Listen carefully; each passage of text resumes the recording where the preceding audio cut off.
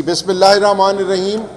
मैं एक बार फिर अपोजिशन के तमाम MPs की तरफ से, अपनी पार्लिमानी पार्टी की तरफ से सहाफ़ी बिरादरी का शुक्रिया अदा करता हूँ कि उन्होंने हमेशा हमारी आवाज़ जो है वो पाकिस्तान के जो गयूर अवाम है उन तक पहुँचाई। 4-5 पॉइंट्स हैं। सबसे पहला पॉइंट जिसका मैं ज़िक्र करना चाहूँगा कि आप सब लोगों को इस चीज़ का पता है कि सूबा Khyber Pakhtunkhwa is one of the most sensitive province of Pakistan, और जो अफ़गानिस्तान की तरफ से बॉर्डर से इंसर्जेंसी हो रही है, that makes the situation even more volatile. वहाँ सिचुएशन काफ़ी ज़्यादा जो है वो वॉलेटाइल है। उस सूरत हाल के अंदर वहाँ पर ऑपरेशन भी जारी है। कोई भी ऑपरेशन, किसी किस्म का ऑपरेशन भी जो होता है वो अवाम के तावन के बग़ैर वो पॉसिबल नहीं होता। हमारे वहाँ के इलेक्टेड चीफ मिनिस्टर ने फॉर्म 47 के बावजूद, वहाँ 2/3 की मेजॉरिटी हमारी हुकूमत की है, और हमारे इलेक्टेड चीफ मिनिस्टर ने अदालत के हुक्मनामा लेकर जब वो अडयाला अपने पार्टी के चेयरमैन से मिलने गया कैबिनेट के सिलसिले में और बाकी उनसे गाइडेंस लेने के लिए, तो एक SHO पंजाब पुलिस के उसने उसको नहीं मिलने दिया गया। इस सियासी घुटन के जो माहौल है, इस सियासी घुटन के माहौल को जिस तरह ये फस्तायत भरी हुकूमत उसको हवा दे रही है, ये ना सिर्फ जमहूरियत के लिए ख़तरनाक है बल्कि मुल्क के लिए भी ये ख़तरनाक है। मैं यहाँ पर रिक्वेस्ट करूँगा कि अडयाला जेल पंजाब हुकूमत के मातहत है। चीफ मिनिस्टर KPK को इमरान खान साहब से मिलने की फौरी इजाज़त दी जाए। इसके बाद हमारे चेयरमैन इमरान खान साहब की जो बहन हैं अलीमा खान साहिबा, अलीमा खानम साहिबा एक अदालत से दूसरी अदालत अपने भाई के लिए इंसाफ मांगते हुए दिखाई देती हैं। आज उनका पासपोर्ट ब्लॉक कर दिया गया, उनका शनाख्ती कार्ड ब्लॉक कर दिया गया। हम इसकी पुरजोर अल्फाज में इसकी मजम्मत करते हैं। सर, आगे चलते हुए जो दूसरा पॉइंट था कि इस सूबे पंजाब को ये डार्क एजेस की तरफ धकेल रहे हैं। सुना करते थे, लेकिन इनके दौरे हुकूमत में उसकी जिंदा मिसाल ये है कि पाकपतन DHQ के अंदर आज से 2 माह पहले 15 से 20 नौमौलूद बच्चे जो हैं उनकी डेथ हुई।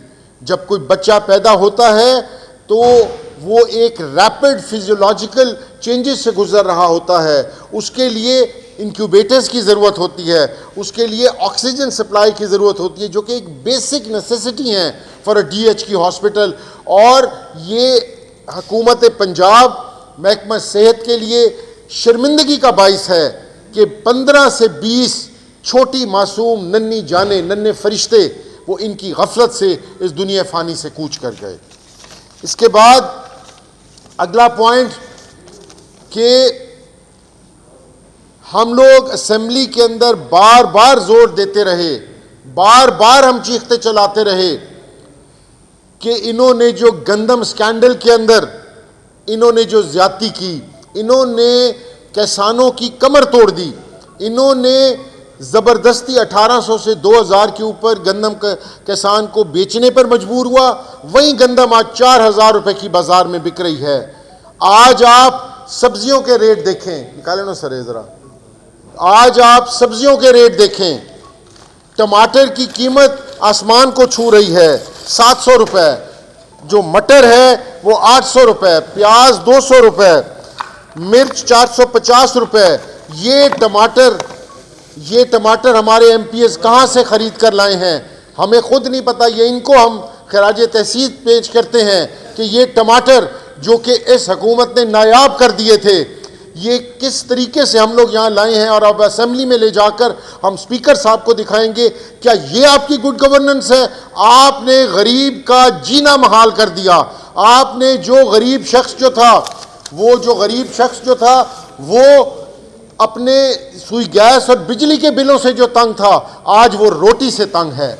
मैं आपको रिक्वेस्ट करूंगा कि इस खबर को क्योंकि यहाँ मीडिया का भी फ़र्ज़ बनता है, मीडिया का फ़र्ज़ ये बनता है कि जब LNG की प्राइसेस बनी थी, वो जब इंक्रीज़ हुई थी, तो आप लोगों ने आसमान सर पे उठा लिया था। आज जब गरीब के मुंह से निवाला खींचा जा रहा है, बेसिक रिक्वायरमेंट है टमाटर किसी भी सालन के अंदर। इसके अलावा मैं यहाँ पर यह कहना चाहूँगा कि गुड गवर्नेंस की ये बात करते हैं, गुड गवर्नेंस की जो बात करने वाले हैं उनके मुंह के ऊपर तमांचा है कि 500 एक्स्ट्रा जो जुडिशल किलिंग्स हैं, पुलिस मुकाबले हैं, मावराए अदालत जो पुलिस मुकाबले हैं, 500 पुलिस मुकाबलों के अंदर 670 बंदों को मार दिया गया और उसका कोई पुरसाने हाल नहीं, उनसे कोई पूछने वाला नहीं। हम यहाँ पर पुरजोर आज असेंबली के अंदर आवाज़ उठाएंगे और पुरजोर तरीके से बताएंगे कि किस तरीके से 9 मई को इन्होंने ये फस्तायत फैलाई, 24 अक्टूबर को फैलाई, ये आज़ाद कश्मीर के अंदर जो इन्होंने हालात ख़राब किए, और फिर मुरीद के अंदर एक जुडिशल कमीशन बनाया जाए और जुडिशल कमीशन बनाकर इन तमाम जो इश्यूज़ हैं उनकी वो की जाए, उनकी इंक्वायरी की जाए। मैं यहाँ पर यह भी कहूँगा, हम लोगों ने 37 अमेंडमेंट्स दी लोकल गवर्नमेंट बिल के अंदर, पर नशे और ताकत में मदहोश हुकूमत ने किसी एक पर भी तवज्जो ना दी। ये जो लोकल गवर्नमेंट बिल बनाया गया है, ना सिर्फ ये कि ये अवाम की ख्वाहिशात के मुनाफी है, ये लॉ के भी खिलाफ है।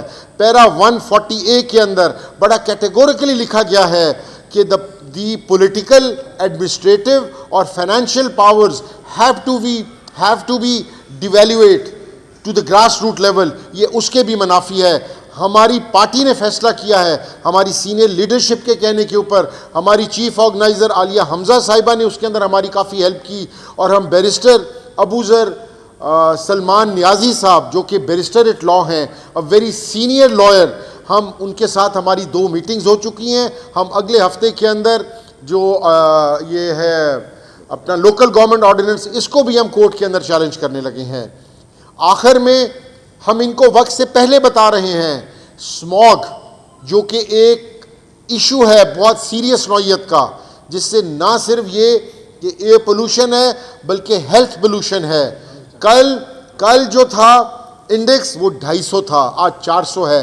अनकरीब इसने 1500 क्रॉस कर जाना है, और फिर हुकूमत यही कहेगी कि जी ये नेचुरल डिज़ास्टर्स हैं।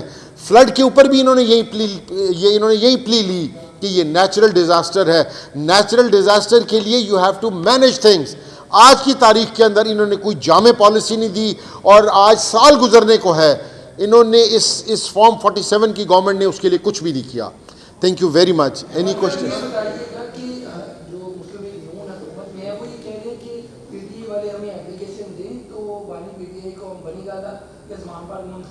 तो आप इस एप्लीकेशन वाली बात को सीरियस ले रहे हैं या नहीं ले रहे? और दूसरा जो तरीकी आपने एहतजाज जो है आपका, उस हवाले से KP की जानिब से इशारा किया जा रहा है कि इस्लामाबाद आएंगे, इस हवाले से क्या लाएंगे? देखें जी, पहली और फोरमोस्ट बात यह है कि हमारी किसी भी पॉलिटिकल लीडरशिप की खान से मुलाकातों पर सख्त पाबंदी है।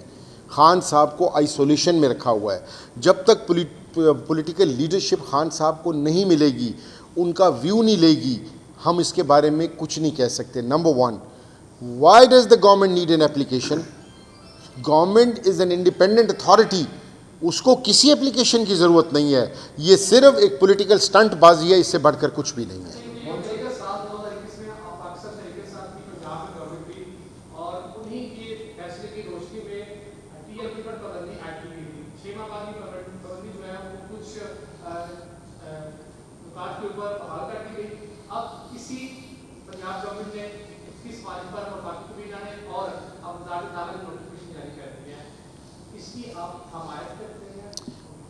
देखिए, मैंने अपनी प्रेस टॉक में आपसे एक बात कही कि चाहे वो 9 मई है, चाहे वो 24 नवंबर है, चाहे वो कश्मीर का इशू है, चाहे मुरीद का मैसेकर है, सबसे पहले इसके ऊपर high level judicial committee commission बनाकर इसकी सबसे पहले तो इसके फैक्ट्स को क्लियर किया जाए ये सारी बातें उसके बाद की हैं।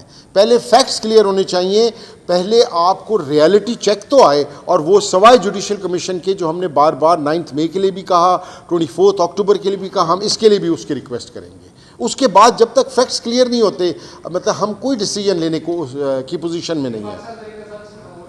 मैंने आपको ये कहा कि हमारी डिमांड ये है कि जुडिशल कमीशन बनाया जाए 9 मई के ऊपर, 24 अक्टूबर के ऊपर, जो आज़ाद कश्मीर के अंदर है और जो मुरीद के का मैसेकर है, उसकी रिपोर्ट की रोशनी की सूरत के अंदर कोई इसका फैसला होना चाहिए।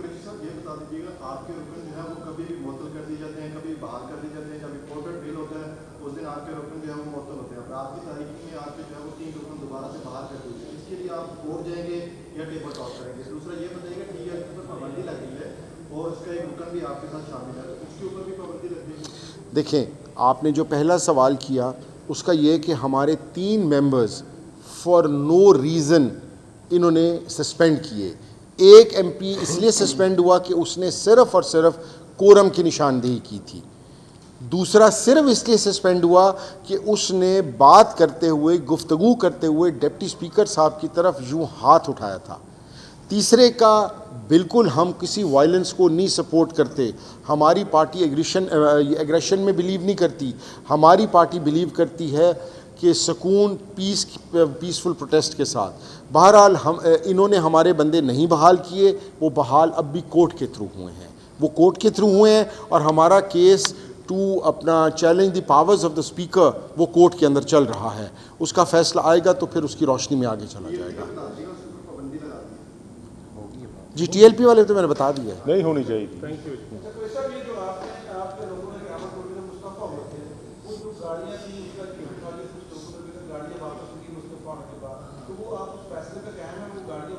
सर, हमारे हर एमपीए ने गाड़ी वापस कर दी है।